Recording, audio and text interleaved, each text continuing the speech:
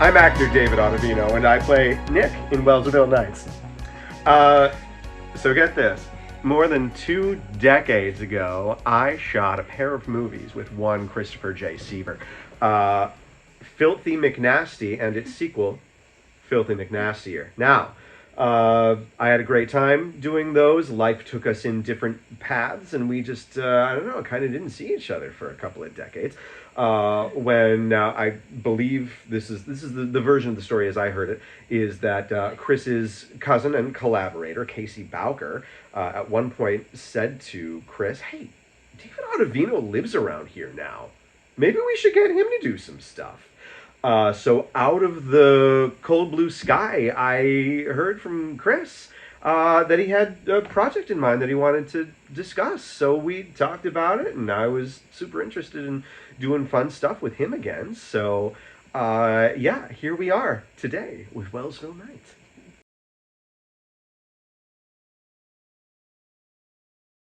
I had really only watched stuff like Saved by the Bell.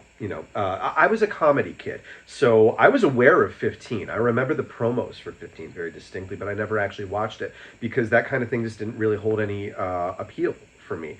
And so when Chris explained to us that this was very much in the style of a teen drama, like a serialized teen drama of that era, I had to sit down and do some research. I had to sit down and watch some 15. And the thing about 15, the thing that is so weird about it is that it's easy to get kids that age to do broad comedy. Kids can be really funny. And it can be easy to get kids to do very, very serious, realistic drama, like straight realism, if they play it very flat. What's difficult is to get kids to plausibly act when they are saying words that adults have written that they think that's the way kids talk, but kids don't really talk like that. And that's the trick with 15. That's why it has this really odd, kind of cringy to watch tone, because it's written the way adults think that kids talk. And so you've got kid actors trying to plausibly embody that, and it doesn't work. It's a beautiful disaster. So the challenge here was to reconcile Chris Seaver's natural sense of humor, because what Chris writes is always very, very funny, with this it's meant to be dead serious kind of cringe drama style. That was tough. Have you seen her? About an hour ago. How's she doing? Really bad. Good. How can you say that, Kelly? I mean, she's totally crushed. But that's exactly what we wanted, isn't it? No! I wanted to teach her a lesson. But you should have seen her. She was almost crying. Oh my God. Fuck. So that's what happened, is it? You helped her plan the whole thing. No, I didn't. True enough. But you knew all about it. And you didn't say a word. I couldn't stand to see you being so dishonest, Brooke. I used to admire you. But then you betrayed me. When I first got to read the pilot for Wellsville Nights, I was relieved that I was like, Chris Seaver has not lost his touch. This is beautiful. This is a thing of absolute sheer madness. Because there had been a long time, 2 decades in between which we hadn't worked together.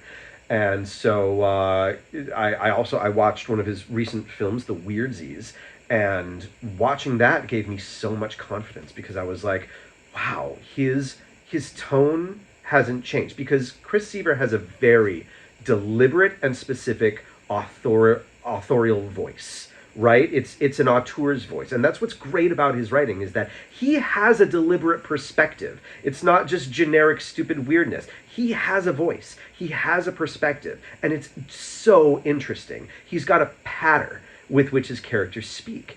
And so seeing that come together in his more recent work, where not only does he still have this very specific authorial intent, but like his production values went way up. The editing is spectacular and really helps set the pace of his recent work. So I was like, yeah, this is exactly what I had hoped. Like coming back home to this wonderful goofball style of writing that I love, but also seeing that like he's also really grown as a director and a writer. Like things are tight, the edits are tight, things look good, they're well lit, the sound is great. Like this is going to be a really good production. I was really confident that he was going to be able to make good on that vision.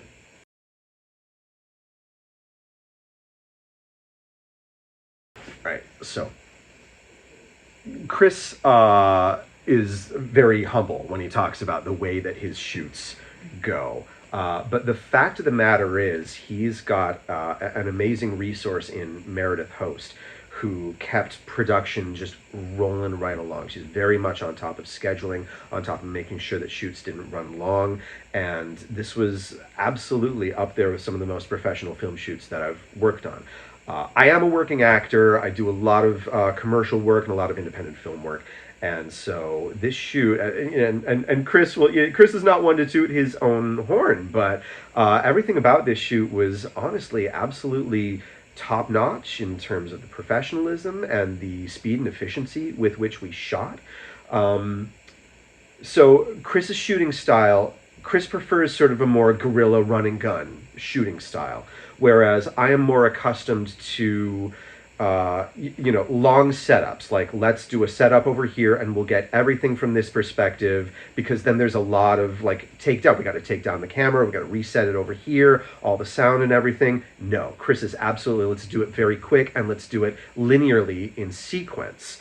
And as an actor, honestly, that's really freeing, knowing that I just have to get down one line at a time and give it my best shot, and then we're going to cut and move on to the next thing. And once it's done, because we're moving linearly. We're moving a line at a time and just pressing forward. It's efficient, and it frees me up to not really worry about how I did, because like, we're just doing one line, I'm just going to give it my all, do my best, and then we'll move on.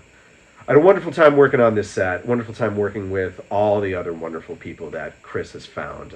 Chris does a really great job with casting and assembling a tribe of like-minded people who are very much all on the same page with how he wants it to get done. So honestly, everything gelled, everything was smooth, super fun.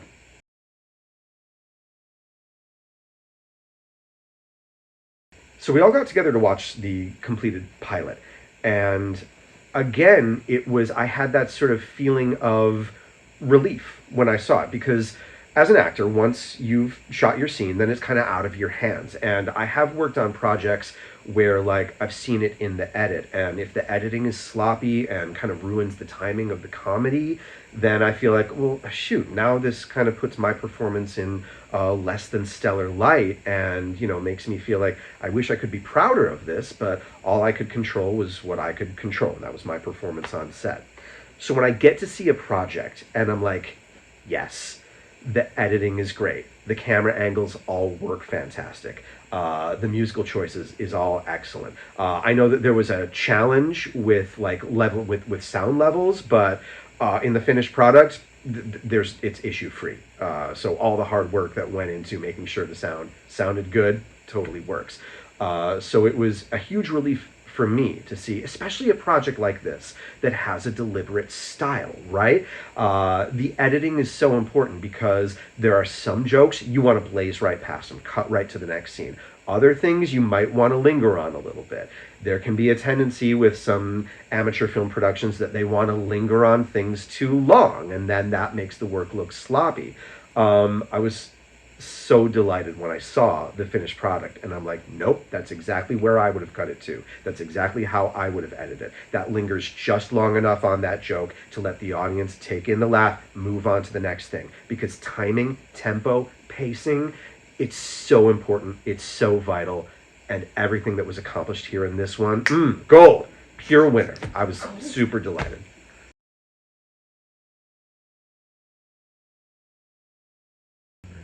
All right, folks, we are crowdfunding season 1, and it's a heck of a season lined up. I can't wait for everyone to see it now. Don't tell Chris this, but the truth is, I've only read up to the 2nd episode. Now, my castmates tell me that Nick is in for one hell of a ride.